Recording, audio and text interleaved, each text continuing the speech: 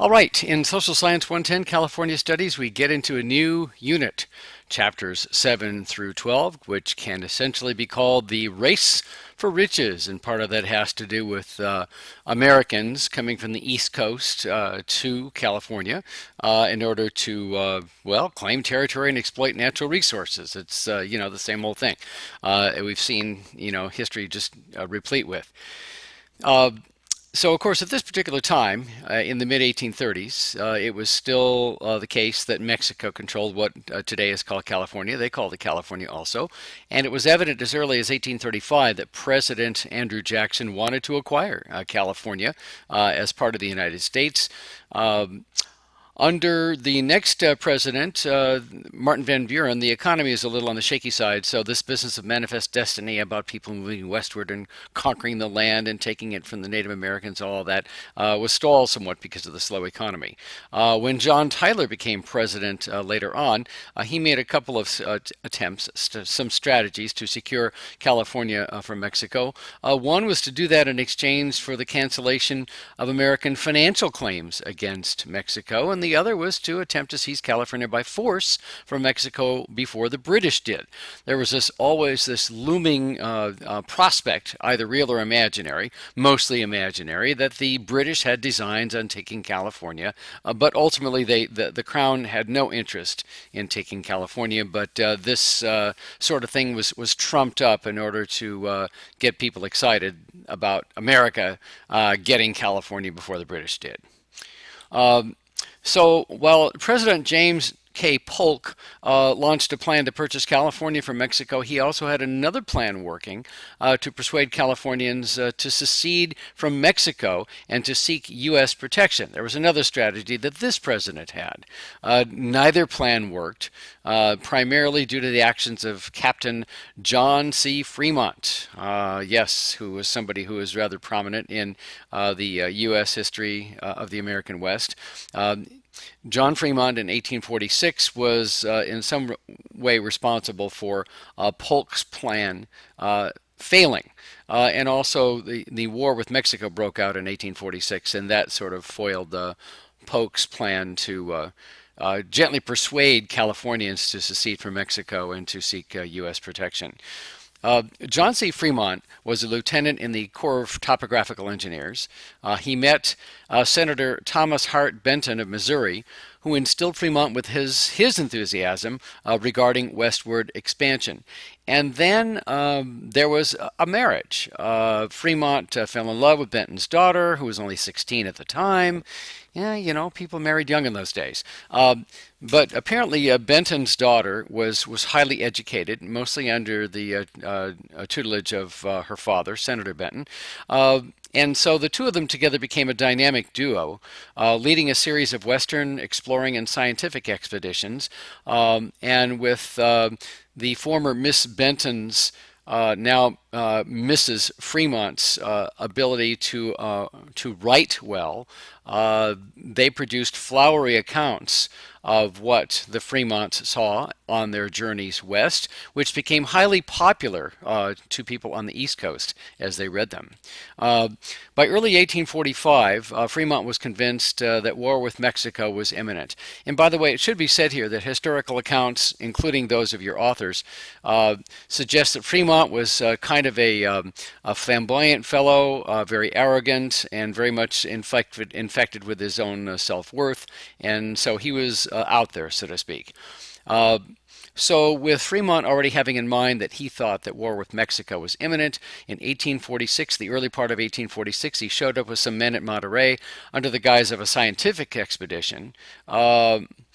Mexican Colonel Castro ordered him out of California at that point.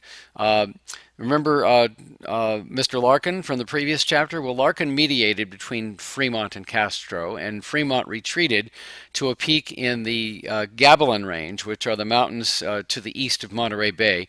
There was a peak there called Hawk Peak, which was ultimately named Fremont Peak, and there's a state park you can visit today that bears Fremont's name on the top of what used to be Hawk Peak, east of Salinas, which is now Fremont Peak. Fremont may have been given orders by Lieutenant Gillespie of the Marine Corps to proceed militarily, but this historic item is hotly debated. Not everybody agrees on that premise. Um, In 1846, June of that year, Fremont successfully exploited the fears of American settlers in the Sacramento Valley and the Napa Valley that they would be driven out of California by the Mexicans. And along with a fellow by the name of Ezekiel Merritt, they took the village of Sonoma and held Colonel Mariano Guadalupe Vallejo prisoner, and they took him to Sutter's Fort. Now, it's most peculiar that they would take Colonel Vallejo prisoner because historical accounts strongly suggest that Vallejo was actually in favor of the American government seizing control of Mexico, realizing that the Mexican government was too weak to really properly manage this large piece of dirt, and this was not an adverse thing to him.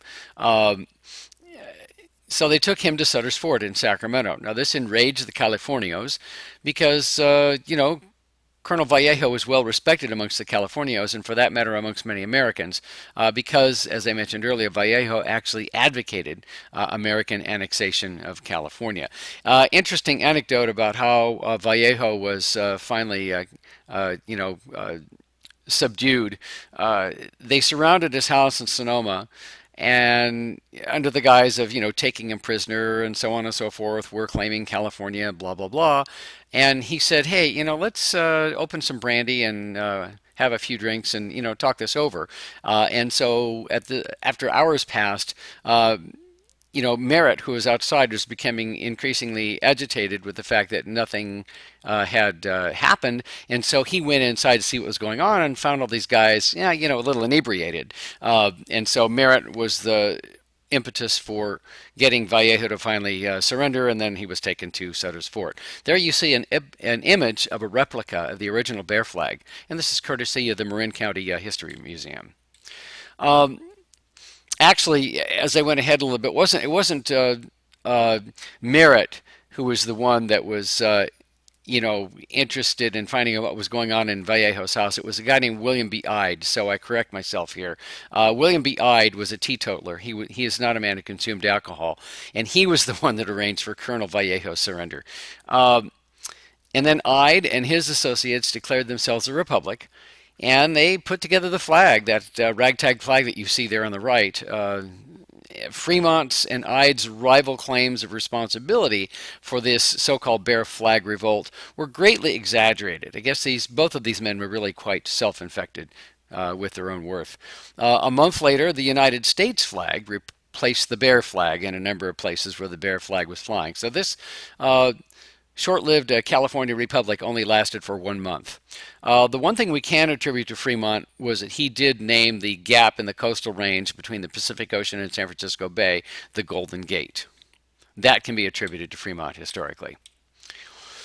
Regarding the Mexican War in California, well, Mexico was already irritated with the establishment of the Republic of Texas in 1836, which of course ceded from Mexico.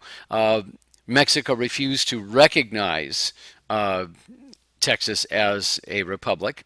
And by 1845, of course, the United States invited Texas to join the United States. There was a dispute over where the border of Texas was. Was it farther north at the Nueces River, or is it farther south at the Rio Grande? So this skirmish resulted in a declaration of war by the U.S. Congress against Mexico in May of 1846. There was a U.S. Navy commander on the west coast, Commodore Sloat. He'd already been given orders to seize and occupy whatever California ports he felt were necessary to seize in order to establish American authority in coastal California. On July the 7th, 1846, Sloat declared that California was a part of the United States. The move was on. Mexican Governor Pico and Colonel Castro ordered Californians to mount an armed response. Even though their calls to arms were valiant, they eventually decided the response to the U.S. intrusion was futile, and Pico and Castro fled to Mexico. There was a last-ditch revolt in the Los Angeles area to fight the Americans in early 1847. And now there were even disputes among U.S. military leaders regarding who was in command and who was in military and civilian command, both in both sides of the command. Fremont declared himself governor against U.S. Army orders, and he was actually court-martialed for that. And eventually he was pardoned and did not have to serve a sentence. However, the president at the time did. Like I say, he was pardoned, but actually Fremont resigned his command. He was so infuriated with this. So on February 2nd, 1848, the Treaty of Guadalupe Hidalgo was signed between the U.S. and Mexico on that date. It ended the war, and Mexico ceded the territory you see there in red to the United States. And that ends PowerPoint for Chapter 7.